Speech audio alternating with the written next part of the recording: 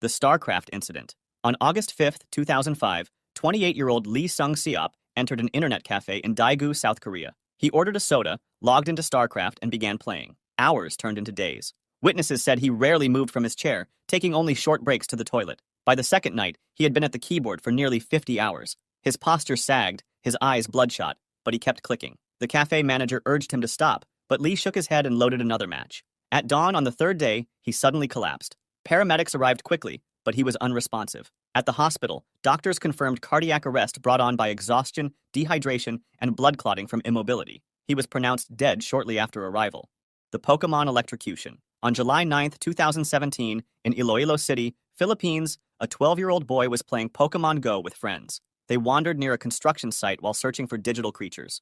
The boy, holding his phone, climbed onto a metal structure close to overhead power lines. Witnesses said he lost his balance and reached out for support. His hand made contact with a live electrical cable. A loud crack followed, and he collapsed instantly. Friends screamed for help, and bystanders rushed over. Emergency responders arrived quickly, but the boy showed no signs of life. He was pronounced dead from electrocution. Authorities confirmed that he had been distracted by the game, which led him into a dangerous area. The accident was covered by local news outlets and cited as part of a series of Pokémon Go-related fatalities worldwide, where players, focused on the screen, entered dangerous environments.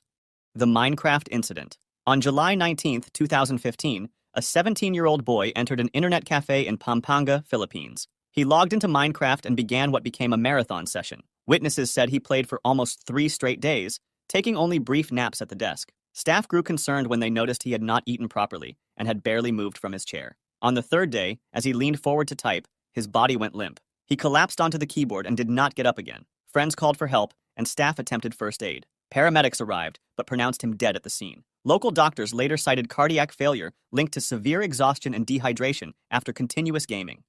The Call of Duty Swatting. On December 28, 2017, 2 Call of Duty players in the United States got into an online argument over a $1.50 wagered match. One player, Casey Viner, asked another, Tyler Barris, to swat his opponent by calling police to his address. Barris dialed 911 in Los Angeles and reported a fake hostage situation in Wichita, Kansas. The address he gave was not his rival's, but belonged to 28-year-old Andrew Finch, who had no connection to the dispute. Police surrounded Finch's home. When he opened the door, officers ordered him to raise his hands. Confused, he moved slightly, and an officer fired a single shot. Finch was killed instantly in front of his family. The case shocked the gaming world. Barris was later sentenced to 20 years in prison, while Viner received a shorter sentence.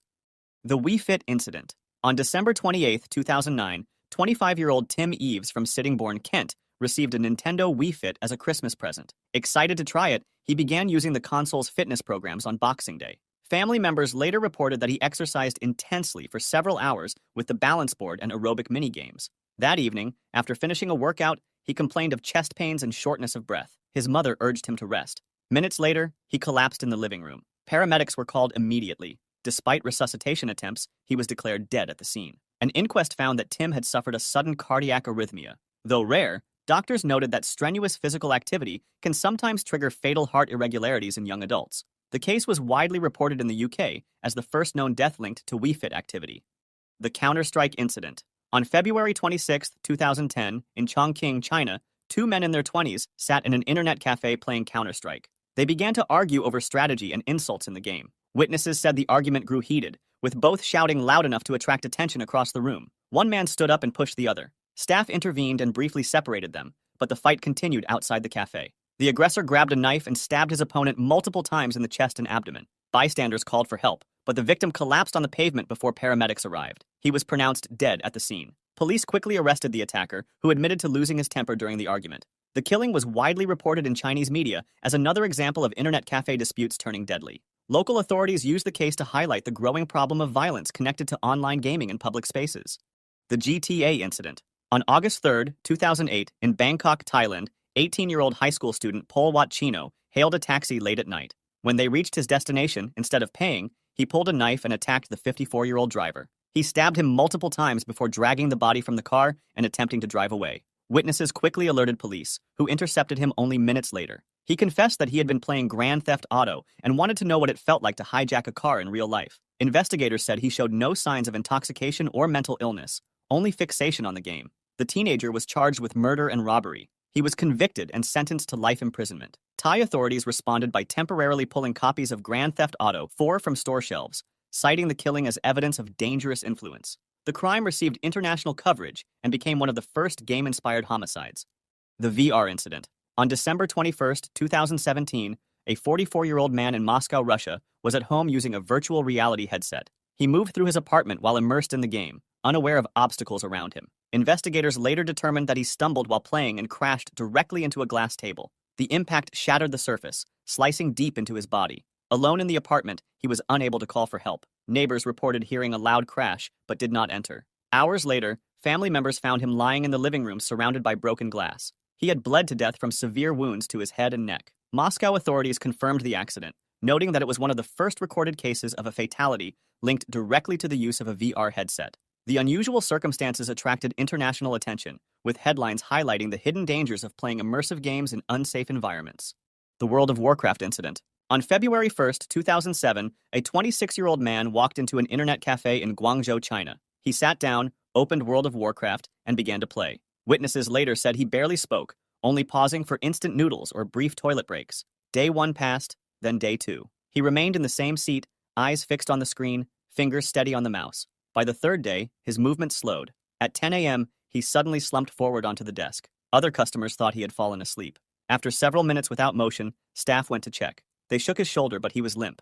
An ambulance was called. When paramedics arrived, he showed no pulse. Doctors at the nearest hospital declared him dead, citing cardiac arrest linked to extreme exhaustion and dehydration after 3 days of continuous gaming.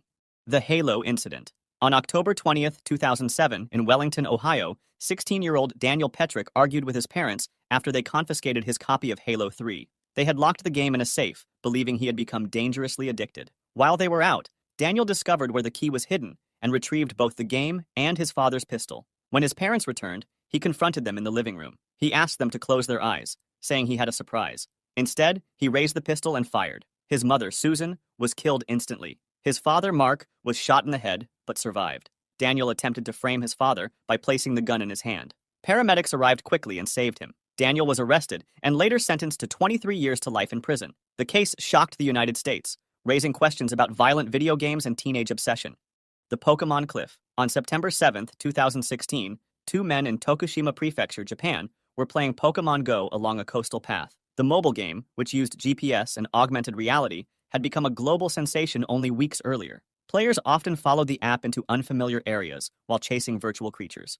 That afternoon, the men, aged 21 and 22, walked together while staring at their phones. The trail narrowed near a steep drop overlooking the sea. Focused on the screen, they failed to notice the edge. Both fell from a height of more than 65 feet. Emergency responders were called immediately by nearby witnesses. One of the men was found alive but badly injured. The other was discovered at the base of the cliff, unresponsive. He was declared dead at the hospital a short time later. Japanese authorities urged players to pay more attention to their surroundings, and the case received wide coverage in national and international media. The League of Legends Incident. On November 14, 2012, a 23-year-old man entered an internet cafe in Wuhan, China. He sat at a terminal, logged into League of Legends, and began to play. Staff said he had been a regular customer, sometimes staying for long sessions, but this time he remained in his seat for nearly 23 hours without pause. Other patrons noticed him shifting uncomfortably, rubbing his chest, but he kept on playing. As the morning turned into afternoon, his body weakened. At 3 p.m., he suddenly slumped back in his chair. His arms fell to his side, the mouse slipped from his hand. The attendant rushed over, calling his name, but he was unresponsive. Paramedics were summoned immediately. By the time they arrived, his pulse was faint and irregular. He was transported to a nearby hospital, where doctors attempted to resuscitate him. He was declared dead shortly afterward. Medical staff attributed the death to cardiac arrest, brought on by fatigue, dehydration, and prolonged immobility. It was one of several such incidents reported in China during that period.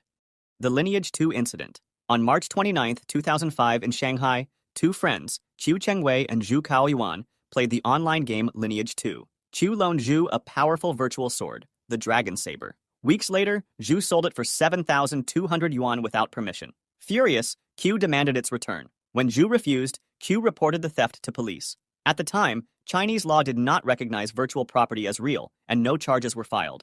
On the evening of March 29th, Qiu confronted Zhu in person. The argument escalated into violence.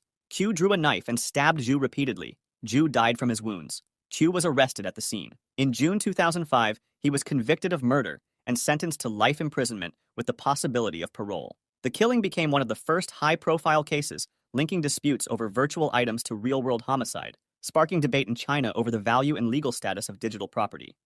The Pokémon Train. On August 23, 2016, in Tokushima Prefecture, Japan, a 39-year-old truck driver was driving on a rural road while playing Pokémon Go. Distracted by the game, he failed to see two women crossing at a railway intersection. The truck struck both pedestrians. One woman, aged 72, died instantly. The second, aged 60, was rushed to hospital with critical injuries and died shortly afterward. Witnesses said the driver never braked before impact. Police arrested the man at the scene. He admitted he had been playing Pokémon Go behind the wheel. Prosecutors charged him with dangerous driving resulting in death. The case made national headlines in Japan, where the government had already issued public safety warnings about the game. Following the tragedy, Niantic, the game's developer, added new warnings for players not to use the app while operating vehicles. Despite the changes, the Tokushima crash remains one of the deadliest incidents linked to mobile gaming distraction.